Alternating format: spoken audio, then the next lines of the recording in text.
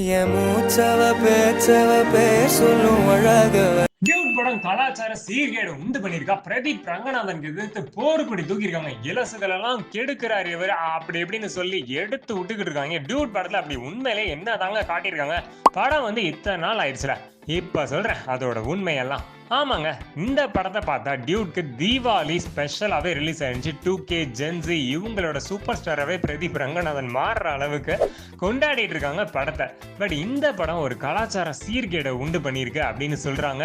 கேட்டா ஒருத்தனை லவ் பண்றான், இன்னொருத்தனை காதலிக்கிறா, அப்புறம் இவன் ஒருத்தி லவ் பண்றா, அங்க போயிடுறா, இங்க வந்துடுறா, அப்படி இப்படின்னு என்னென்னமோ சொல்றாங்க. இதெல்லாம் இன்னைக்கு சிச்சுவேஷன் பேஸ்டா நடக்குது. முந்திலாம் லவ் ஃபெயிலியர் ஆனா என்னென்னமோ நடக்கும்ல. இதுல இருந்து என்ன கத்துக்கிறாங்க அப்படின்னா, ஒவ்வொரு விஷயத்திலையும் பாடத்தை கத்துக்கிறாரு. அவரே சொல்றாருல, லைஃப்ல நீ ஒரு விஷயத்த லெஃப்ட் ஹேண்ட்ல ஹேண்டில் பண்ணா லைஃப் நம்ம லெஃப்ட் ஹேண்ட்ல ஹேண்டில் பண்ணணும். அந்த மாதிரி இல்லாம இந்த 2K கிட்ஸ் ஜென்சி பசங்கலாம் எவ்வளவு கூலா அதை ஹேண்டில் பண்றாங்க. பெரிய ஃபெயிலியர்ஸ் நடந்தாலும் சரி அப்படியே அழுகுறாங்க, அடுத்த சீன்ல சிரிச்சுக்கிட்டு இருக்காங்க. இப்படிதான் அந்த படத்துல காட்டியிருக்காங்க.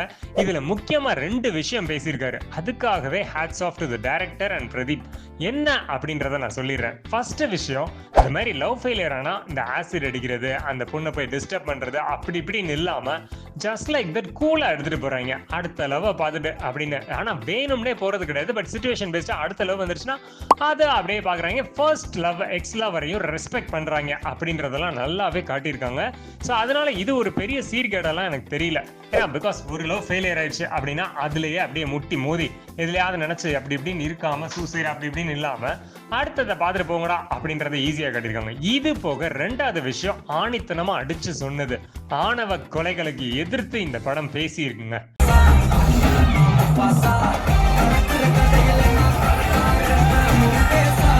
இந்த படத்திலேயே ஒரு டயலாக் வரும், நீங்களும் கேட்டிருப்பீங்க.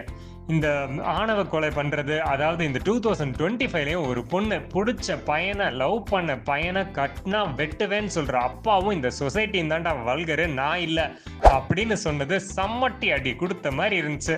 ஜாதிய அந்த ஆணவ கொலைகளுக்கு எதிர்த்து.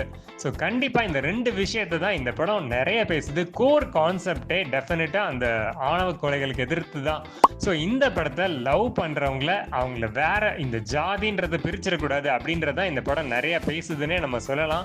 ஸோ இதுல நடிச்சிருக்கிற அந்த பிரதீப், மமிதா, சரத்குமார் எல்லாருக்குமே பயங்கரமான வரவேற்பு.